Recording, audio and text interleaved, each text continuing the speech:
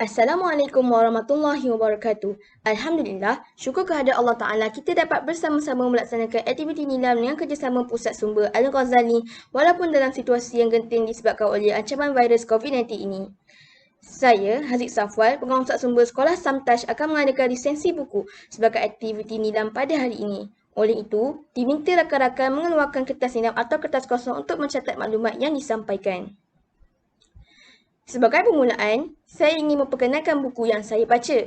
Buku ini bertajuk Perang Mu'tah, Menang atau Syahid, dalam kurungan. Buku ini telah ditulis oleh Abdul Latif Talib. Buku ini mengandungi 127 muka surat kesemuanya. Buku ini telah diterbitkan pada tahun 2019. Buku ini ditulis dalam bahasa Melayu dan dikategorikan sebagai buku bukan fiksyen. Penerbit buku ini ialah Latif dan Keluarga Enterprise. Buku ini mengandungi 10 bab kesemuanya yang membincangkan mengenai Perang Mu'tah, iaitu salah satu 10 perang yang berlaku pada zaman Rasulullah SAW yang terjadi pada 5 Jamadil Awal tahun ke-8 Hijrah bersamaan tahun 629 Masihi di daerah Mu'tah, iaitu sebuah desa di daerah Balqa di Syam. Jumlah pasukan tentera muslimin ialah 3,000 orang dan jumlah tentera pasukan lawan sejumlah 200,000 orang. Ia merupakan pertempuran yang paling dahsyat dialami oleh umat Islam di awal era perkembangan Islam. Apakah isi kandungan buku ini? Yang pertama, kisah kematian salah seorang utusan Nabi Muhammad SAW yang bernama Al-Harits bin Umar Al-Azdi radhiyallahu anhu yang dikirim untuk mengutuskan sepucuk surat kepada pemimpin Busra, Romawi Timur bernama Hanits bin Abi Syam Al-Ghassani yang baru ditabal oleh Kekaisaran Rom.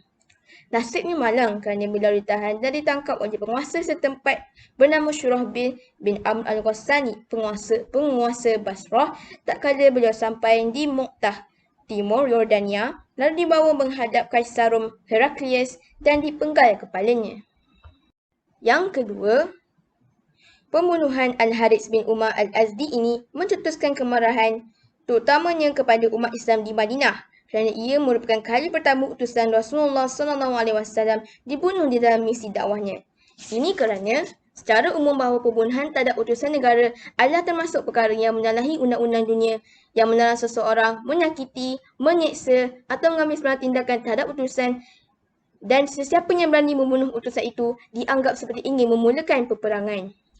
Yang ketiga, kisah Nabi Muhammad SAW memanggil sahabatnya untuk bermesyuarat tentang perkara ini. Selepas mesyuarat mencapai kata sepakat, semua sahabat Nabi bersetuju untuk berperang dengan pihak kafir.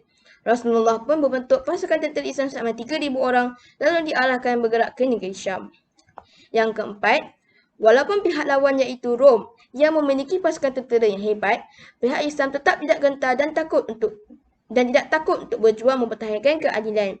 Rasulullah SAW bersabda, pasukan ini dipimpin Zaid bin Harithah.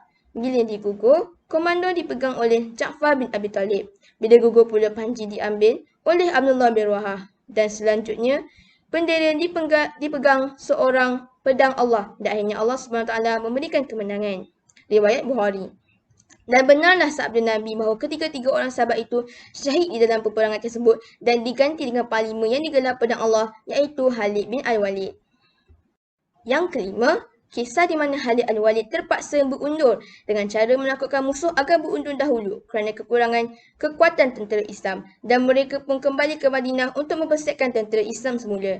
Namun begitu, terdapat setengah umat Islam di Madinah tidak suka dengan cara Khalid Al-Walid itu dan menuduh mereka pengecut, lalu menyebabkan tentera Islam berasa malu. Namun, Nabi Muhammad SAW membela mereka dengan menggelarkan mereka yang bermaksud orang-orang yang siap untuk kembali ke medan perang semula. Kerana tindakan Khalid Al-Walid itu telah berjaya menyelamatkan tentera Islam daripada kekalahan teruk dan dikira sebagai kemenangan kerana musuh berundur disebabkan helah yang dirancang Khalid Al-Walid. Apakah pengajaran atau nilai-nilai murni yang saya dapat setelah membaca buku ini?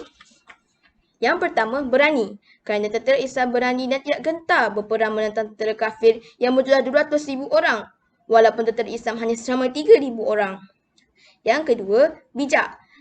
Mengatur strategi. Kerana helah Khalid Al-Walid yang telah berjaya menakutkan musuh untuk berundur, seperti dengan menukar kedudukan tentera Islam seolah-olah mendapat bantuan anggota tentera yang baru dalam peperangan ini. Yang ketiga, sabar.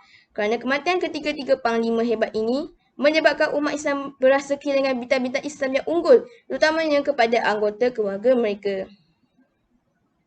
Rakan-rakan semua, walaupun kita semua berada di rumah, marilah kita mengamalkan aktiviti membaca buku agar dapat mengisi masa depan kita dengan aktiviti-aktiviti yang berfaedah dan menambah ilmu pengetahuan agar kita menjadi manusia yang lebih baik. Walaupun sekadar membaca komik, poster, brosur, majalah maupun e-book dan bahan digital, ia juga dikira sebagai aktiviti nilam. Janganlah sia-siakan masa anda ketika berada di rumah dan janganlah lupa untuk merekodkannya di dalam IQ Nilam. Sebagai bukti, anda semua telah membaca bahan buku, bahan bukan buku ataupun bahan digital tersebut. Jom baca, membaca vaksin benda, baca itu terapi. Sekian, terima kasih.